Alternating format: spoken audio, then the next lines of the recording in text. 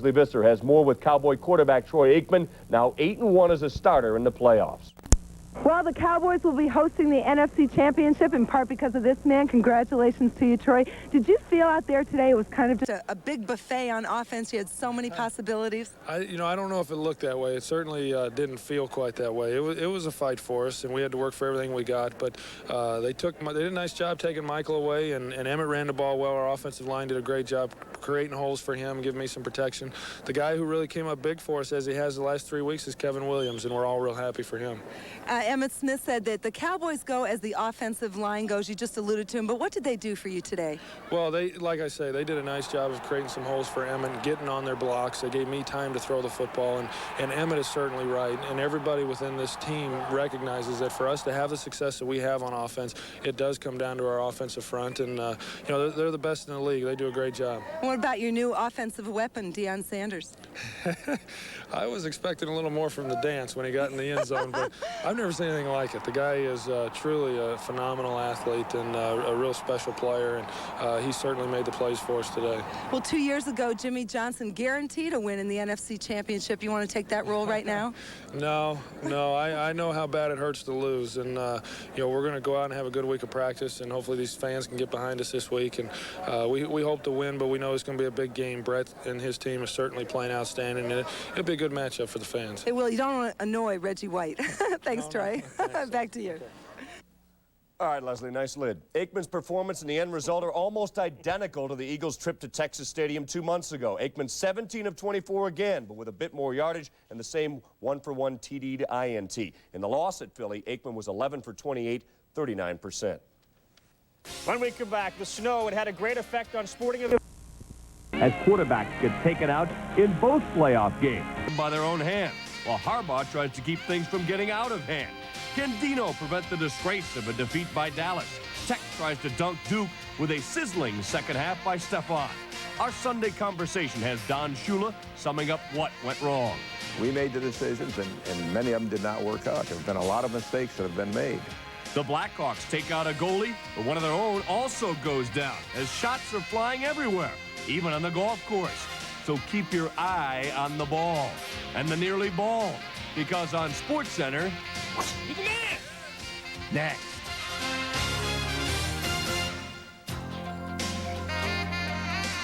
Hello again, everyone. Welcome to SportsCenter, along with Carl Ravitch. I'm Gary Miller. Coming up on this hour, a conversation with the Don Shula, reflecting on his career and his departure. Also, Dallas's debut in this edition of the playoffs, hoping to change the script from the year before. But we begin with the Colts trying to come up with an encore. They weren't supposed to win last week. This week, they were even bigger underdogs. The Colts come to Kansas City, cresting off their first postseason win in a quarter century, and the equally unfamiliar surroundings of Arrowhead, where they hadn't set foot in a decade. The Colts have grown accustomed to managing without Marshall Faulk, whose ailing knee limited them 1 carry at San Diego and would keep him out completely at KC. In his absence, Zach Crockett, who had all of 1 carry all season, set a Colts postseason rushing record. Now Lamont Warren and Crockett were coming up against the number 3 rushing defense in the league. Well, they were also coming up against sub-zero wind chill. Hey, who got us the frozen Gatorade? This is from Concentrate. Concentrate, Jim, because Kirk Loudermilk is hiking it over Harbaugh's head. Things not starting off well. Chiefs get the ball with good field position. Marty Schottenheimer's team looking at Steve Bono. Blake Dawson, a perfect strike, a 20-yard score, and the Chiefs take early command. Second quarter, the Colts go on an epic drive that consumes clock and plenty of frozen turf. Harbaugh scrambling, running for his life on 3rd and 11. Got to get the first, and he does. That's their rushing attack. Colts first down. Now on a 4th and 1, they go for it. To Lamont Warren, subbing for Faulk. He gets the first down. Then a 3rd and 7. Sean Dawkins on the cut across, another first down. 18th play of the drive. 10 through the air, 8 on the ground, and the biggest of all to Floyd Turner. Ties the game at 7 on the touchdown pass. Same score in the 3rd quarter, a defensive struggle. Steve Bono deep in the pocket. He's got time. Looking for Webster Slaughter, but picked off by Ashley Ambrose. Chiefs come up empty. The Colts make it pay. Kerry Blanchard from 31 yards out kicks that ice cube of a football and puts the Colts up 10-7. Chiefs down by that field goal, 3rd and 13. Bono in the flat to Kimball Anders, well short of the first down. Schottenheimer's team trying to tie it up. And Lynn Elliott's struggles kicking continue. Colts continue to lead. Chiefs get it back. Bono picked again, this time by Quentin Coriat. Ted Marchibroda's defense standing up to the challenge, looking to make it a 6-point lead, but this time Blanchard gets Elliotitis wide left. Schottenheimer now panicking. He's got to get something going on his offense, and he brings in Rich Gannon for Bono late in the fourth quarter. Gannon can run. He adds that element, gets the first down. Now, looking for the win, but it's off the hands of Dawson. Ambrose there to help break it up. Elliott can tie it from 43 yards out. A wobbler, not gonna make it. Wide left, and the Colts are headed for the AFC Championship game. They look up, they make the call, and Lil Elliott missed all 3 of his field goal attempts in the day. Marty Schottenheimer's playoff woes continue as the Colts pull it out in a defensive struggle, 10-7. The Chiefs were the NFL's only team to go unbeaten at home. That's over with. They had not lost a playoff game in KC since Christmas Day of '71. The odds were stacked everywhere against Indy. Not only was Falk out, so was defensive leader Tony Siragusa with the flu. No dome team has ever made it to the Super Bowl. They'll try to take that one last step at Pittsburgh, but they may not have gotten there if a man used to the outdoors hadn't failed repeatedly. Our Sal Palantonio was at a frozen Arrowhead where no one was colder than Lynn Elliott. The ground was hard, and I didn't attack the footballs the way that I probably should have or could have. I don't have an excuse. There is no excuses for poor kicking, but that's the only way I can explain it. Maybe you can look at it better and you can explain it. We're a very good team and no one wants to notice. That's one thing, and that's a serious bond within this team. I know there's a lot of free agency going out there, but this is mostly the second year that most of this team has been bonded together, and it helps a lot. The defense is playing great. I mean, we held Kansas City to 7 points, and that's kind of tough. They're a great football team, and we went out there and we earned our respect, and we went out there and played hard-nosed football, and that's the way it's supposed to be done. I think it's a tribute to these guys that they got into the playoff. They said that was what they were going to do, and they do it. And once you get into the playoffs, we said there wasn't a clear-cut favorite in the AFC, and why not us? The Colts must feel like they're in a bit of a fog. They've come up with some of the season's most stunning wins. The first team to beat both the Rams and Dolphins, then that shocker against the Niners in mid-October, making the playoffs with a must-win against the Pats, and following that with a pair of playoff road wins, the past 3 with little or no help from Marshall Faulk. The last time the Cowboys won a Super Bowl, Jerry Jones dished out just over $26 million in payroll. As his team tries to get back there, the current payroll, more than double that, $62.2 million. Deion Sanders earns more than $250,000 per quarter. And until today, Jerry Jones hadn't gotten much return on his investment, so Deion decided to run before the game and figured that would be a good way to earn some money. Here's Deion. Barry's got some ideas to use him later, wants to get those legs warmed up. First quarter, scoreless, Emmett. 15 yards inside the Eagle 25. Emmett goes for 99 on the day. 4 plays later, it's 3rd and 4. Aikman, Irvin, Bobby Taylor breaks it up. Taylor held Irvin without a catch in the half. After a field goal, it's 3-0. Aikman, the pump fake, goes again to Irvin. Taylor tips this pass. Mark McMillan is there. Ray Rhodes mixed in a variety of coverages.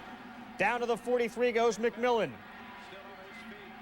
3rd and 4 for the Eagles. Rodney Peete trying to do some scrambling, and speaking of scrambled eggs, ouch, he gets hit hard by Darren Woodson. He would leave the game with a concussion, wouldn't return, said he couldn't remember any of the plays. Second quarter tied at 3.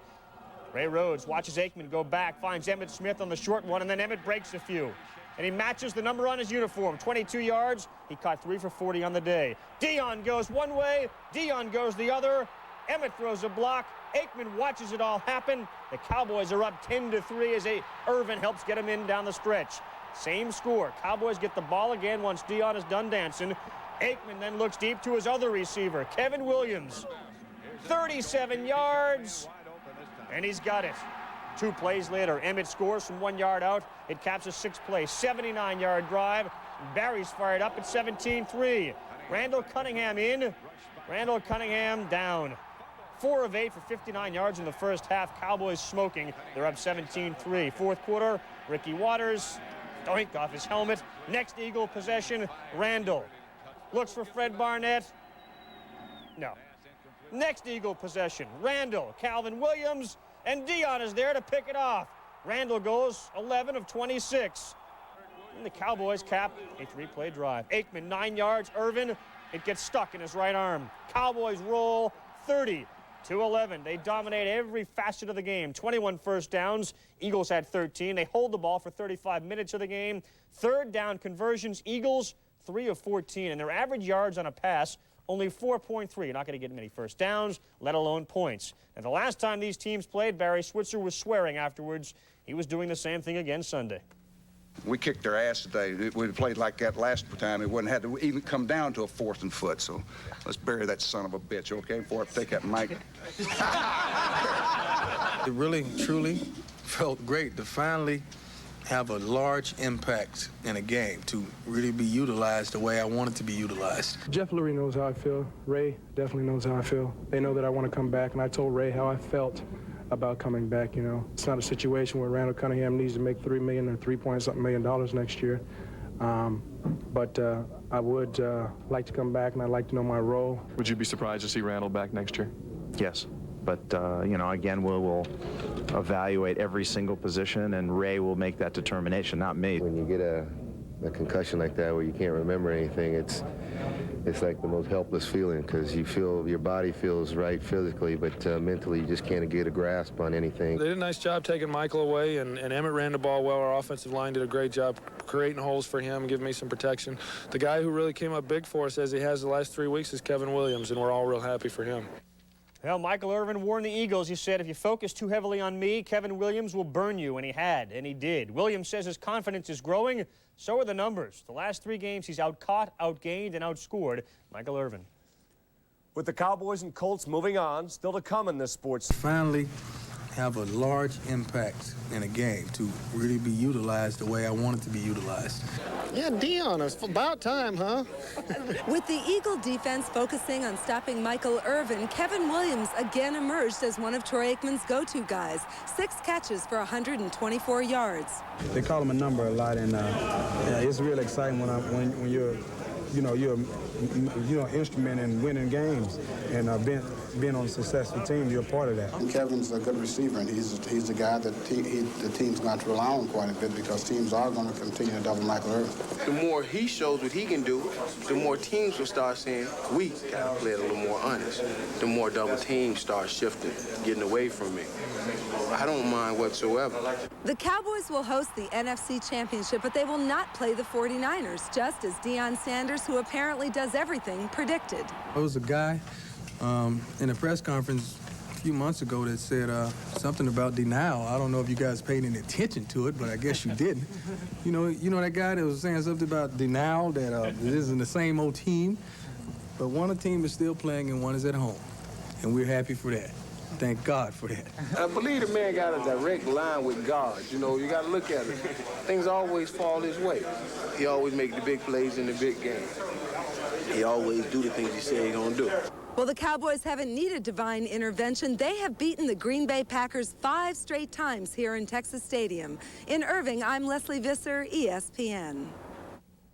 Leslie, Dion, Novacek, hat day in Dallas.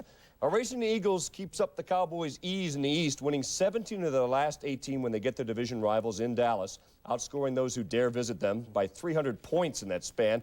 The Redskins win at Texas Stadium last month, their only loss to a division foe at home since the start of the 1992 season.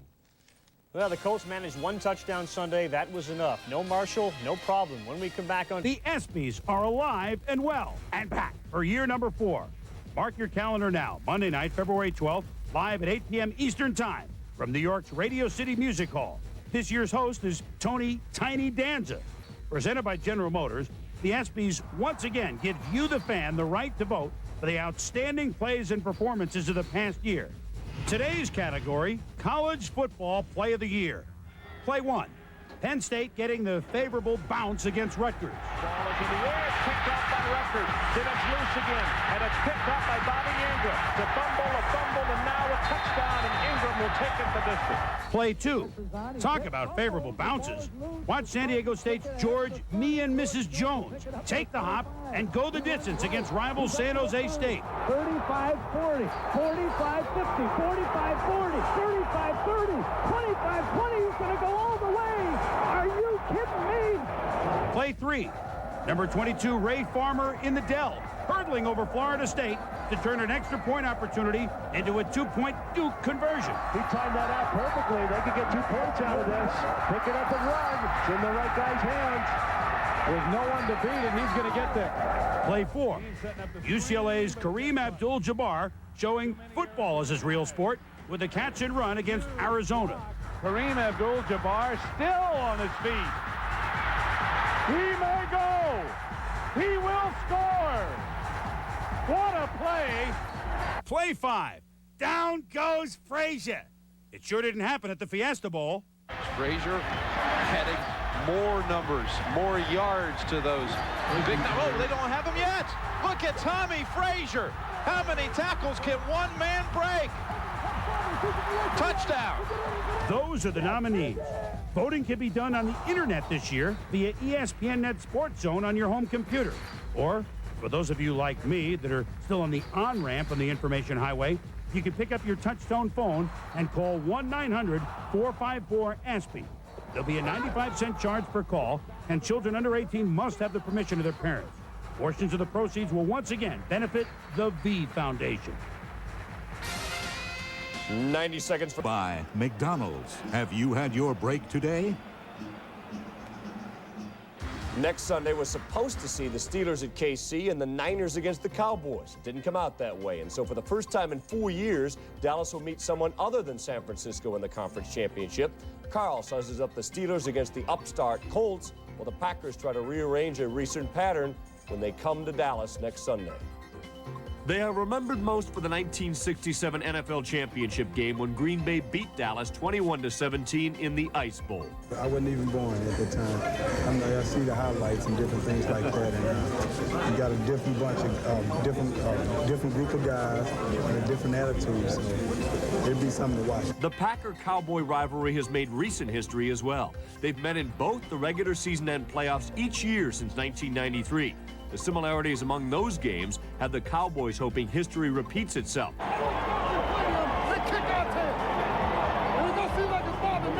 Dallas has hosted all 5 games, recorded at least 300 yards passing in each, and won each by double figures. At the center of the attack, Troy Aikman. In his last 4 meetings with Green Bay, Aikman has owned them. Since 1993, Aikman has completed 3/4 of his passes against the Pack for 318 yards per game. But Green Bay surrendered only 227 passing yards per outing in the high-octane NFC Central. Elements of the 49er win could give Green Bay its best hope. Former Pro Bowl tight end Keith Jackson and current All-Pro Mark Chmura caught 7 passes for 120 yards and 2 scores against San Francisco as part of Brett Favre's 7-receiver attack. A different look than the 5-receiver arsenal Dallas faced against Philadelphia. Brett is a great player, and he's going to come in here ready to play. Those guys played their butts off yesterday, and you got to give them some credit, and they have a very good team. Since 1993, the big play has haunted Green Bay against Dallas. The Cowboys have averaged 15 yards per pass completion against the Pack. To stop that, a more seasoned cornerback to cover the Cowboy receivers, Craig Newsome. The only big play he was part of found himself, not Jerry Rice, in the end zone. Like the Chiefs in Kansas City, home field is a tremendous advantage for the Steelers. They are 7-2 at home this year, and all-time in the playoffs, a 10-4 mark at Three Rivers. But one of those losses came in last year's AFC Championship, as San Diego erased a 10-point deficit to punch their ticket to Miami. The Steelers stayed home. In entering their first championship game since the 71 season, the Colts are not daunted by home field advantages. Their win over KC was the Chiefs' first home playoff loss since 1971. The Steelers come in with the AFC's #2 ranked defense this season, a concern until you consider the Chiefs were #1. The Colts runners gained 147 yards behind Lamont Warren's 76. Add that to Zach Crockett's 147 against the Chargers and the possible return of Marshall Faulk, and the Colts have a very solid ground game. But the Steelers were better against the run this season, which may mean the AFC's best passer must improve on his 112-yard performance from Sunday. So what does it mean? It may fall to the defense, which allowed 129 yards rushing to the NFL's best rushing attack. That should give Bam Morris, who rushed for 106 against the Bills, some hope. But the Chiefs' 13th-ranked passing attack only mustered 152 yards, and Neil O'Donnell comes off a 262-yard game against the Bills. The Steelers' passing attack, 3rd in the AFC this season. Another difference is turnovers. The Chiefs coughed it up 4 times Sunday after turning it over 21 times all year. The Steelers turned it over 35 times during the 95 campaign, and that is something the Colts must take advantage of. No one thinks that we're for real. No one believes in us but us in here. But we believe enough to win. So, I mean, we're going to take it to Pittsburgh. We're going to give it 110%, and we're going to give it all we got. And they're going to be big underdogs again. Indianapolis has lost 9 of the last 10 in this series, while the Colts haven't gotten this far since 1971. The Cowboys are in a record 14th NFC title game and open as nearly a 10-point favorite themselves. Only one man is qualified. There's no surprises. Luck been there forever. Stay indoors and watch TV. I'm Gary Miller. I'm Carl Ravitch. Now it is primetime.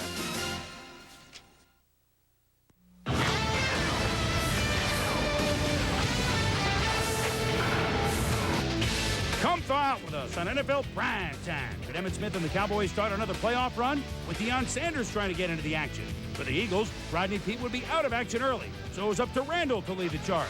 To the AFC, the Chiefs looked to their attacking defense and Neil Smith to provide a spark, while Captain Comeback Jim Harbaugh tried to lead the Colts. But would victory slip away? Primetime's dancing again on NFL Primetime. Nark.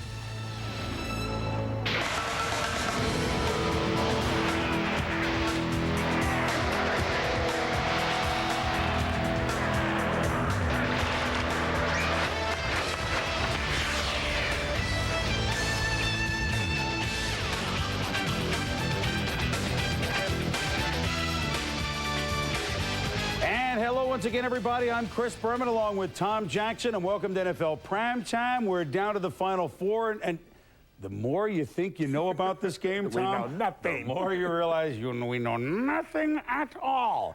There have been shockers left and right. Let's start with the first game today in the NFC, where today both #1 seeds got into contention, the Cowboys and the Kansas City Chiefs. The Cowboys, of course, got a breath of fresh air thanks to San Francisco losing in Week 17 and certainly San Francisco being upset yesterday by the Packers.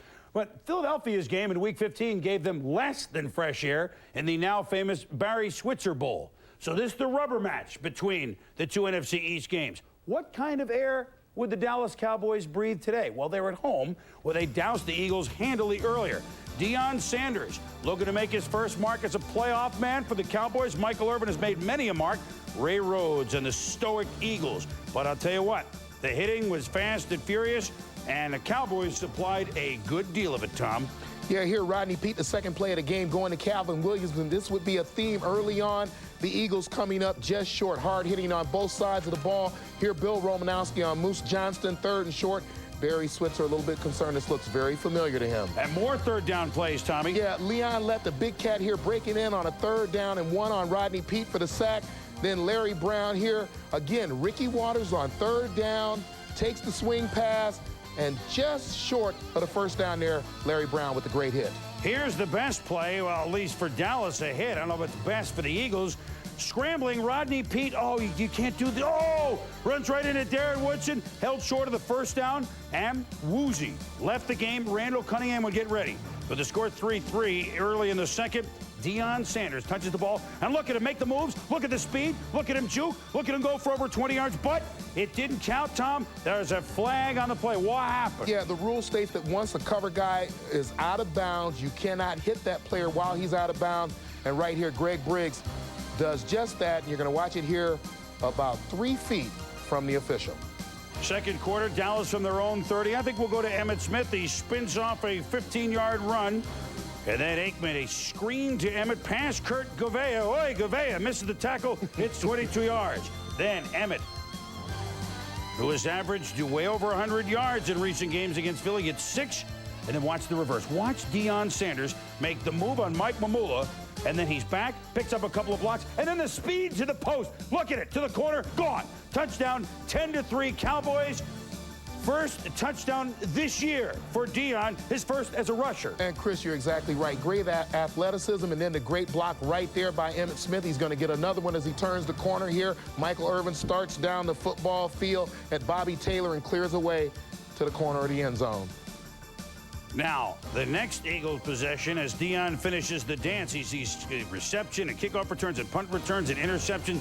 Leon Lett, watch him bust through and just stopped Charlie Garner in his tracks. Garner was held to 13 yards today. Waters just 39.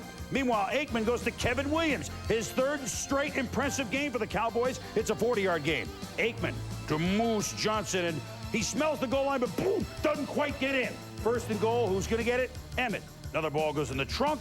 Another ball goes for an autograph, and it's 17-3. Barry Switzer and the Cowboys. 6 yards for Emmett in the first half, would end with 99. Eagles' best offense today, Tom, with Randall. Hey, in the shadow of his own goalpost, just throw it as far as you can, which is like 50 yards. Maybe we'll get a flag. They got a flag. Should have kicked the field goal there. I'm only kidding. 17-3 at the half, Dallas. Second half, Aikman comes out throwing, and it's not to Michael Irvin, not to Jay Novacek, but he sidesteps the rush. It's Kevin Williams. 34-yard gain, sets up a field goal by Chris Bonio. It's 20-3. Then more Dallas defense. Tony Tolbert huge today, Tom. Yeah, Tony Tolbert did a great job of pressuring the quarterback and getting his sacks right there. Outside move, comes back inside to sack Randall Cunningham. Now the Cowboys get it back. First play of the drive. Aikman to Deion Sanders. They were using him. And Deion stretching for the extra yard. Emmett would get 6 up the gut. Then Emmett running left, Moose out in front, looking for somebody to block, but Emmett gets 9 more.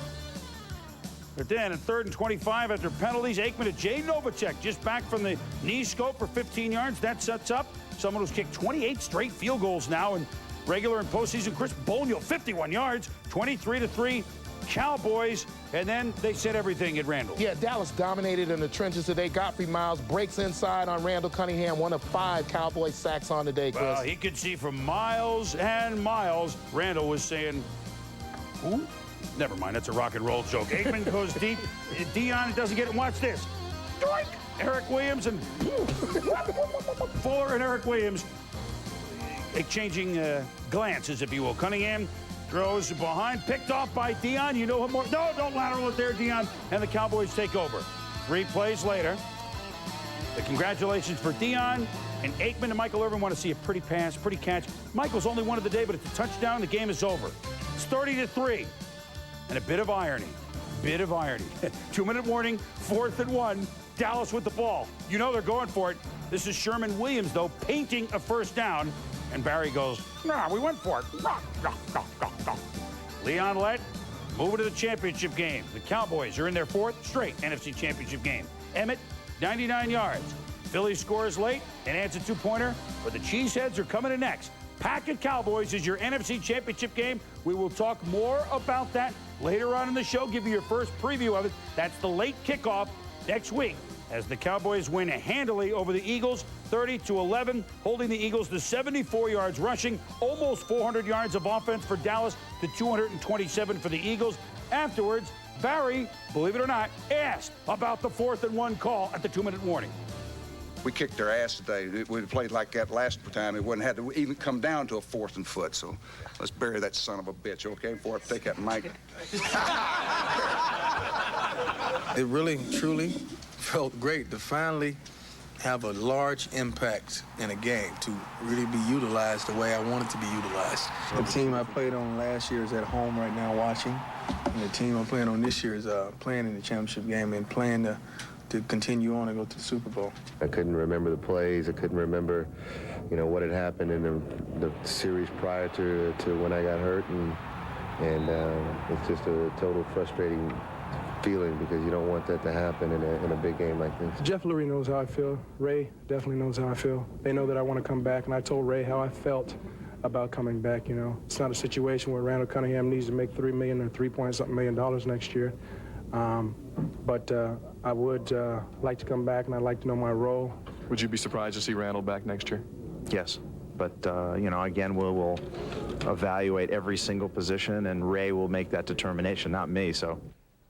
Well, the determination today was that Dallas, a much better team than Philadelphia. Hats off to the Eagles because they went as far as they could. But, really, Tommy, after halftime, it was almost like a preseason game. Dallas got to rest some of their guys. Yeah, I think we talked this morning about what would happen if the Eagles, in fact, could not establish the running game early. Then they would be forced to depend on the right arm of Rodney Peete to carry them. And I think that early on, you saw them miss 3 or 4 first downs by less than a yard. I think that really affected the tempo of the game for the Eagles. Put a lot of pressure on Rodney Peete to have to perform. And then Randall Cunningham coming in rusty. I don't think we can blame him for that performance he put on throughout the rest of the game. As far as the talent of the Cowboys Cowboys. No doubt now that they are playing with confidence. They're ready to play. And I credit Barry Switzer for now making the adjustment. Kevin Williams is now a go-to guy on this ball club as long as you try to double up on Michael Irvin. And we finally saw use of Deion Sanders the way we thought we might see during most of the season while he's been with this football team, returning the kicks, using him as a reverse guy, using him as a receiver, allowing him to be Deion. Yeah, scores a rushing touch. Kevin Williams, what, 6'4",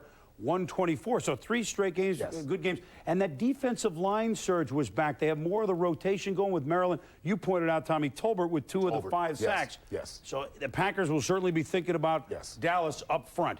And the Eagles have certainly, as we go inside the numbers, been thinking about the Dallas defense and what their quarterbacks have not been able to do. So they've tried Rodney Peete. They've tried Randall Cunningham. We're calling for Jay Fiedler from Dartmouth, right? 4 interceptions, 10 sacks in the 3 games this year for the Eagle quarterbacks against the Dallas Cowboys. 2 of those picks were returned for touchdowns by Larry Brown, so they improved. They didn't have any of those. But Dallas moving on, and Philly, hey, hold your heads up. And they certainly have a good start towards next year. When we return, would there be a shocker in the frigid cold at Kansas City? Or would the Chiefs do what they do to everybody at home, like the Colts, win? The future just keeps coming at you. I think about kids today, those video games they play. Every year, new generation, more advanced. Well, this is the next generation of power. Renewal from Rayovac. They're alkaline, like regular batteries, but more advanced. You can renew them, reuse them, instead of just throwing them out. They don't just come back, they come back strong. Play it smart. Rayovac Renewal. Identify yourself. Do you go for the gusto? Go out on a limb? Go full speed ahead? Go where no man has gone before? Or are you a cornflake eater? Guess not. You go for the adrenaline-pumping, milk-defying taste of Wheaties, made with wall-to-wall, indoor, outdoor, toasty, tasty, 100% whole wheat. A whole mouthful of flavor. It's the whole Megillah. So for taste that goes the distance, goes all out, go for the over-the-top taste of whole wheat Wheaties.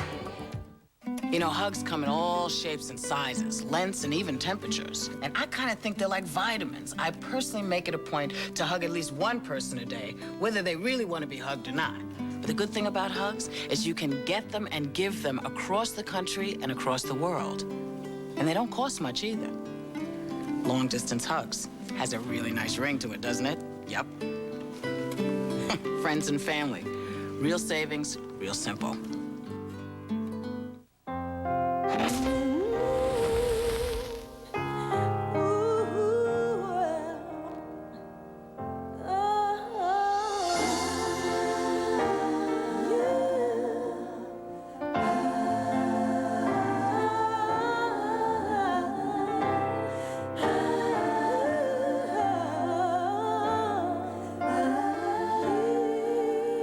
McDonald's salutes the legacy of Dr. Martin Luther King, Jr. NFL Primetime is brought to you by Logo Athletic. Get real with authentic team apparel. We will give you an hour next week to get set for the title games. NFL Game Day at 11:30 a.m. The kickoff of the AFC game is at 12:30 p.m. next Sunday, so join us then for Game Day. When we return on this edition of NFL Primetime, Colts and Chiefs. Could the Colts continue their role that saw them win at San Diego last week? Jim Harbaugh, would the Cinderella season continue?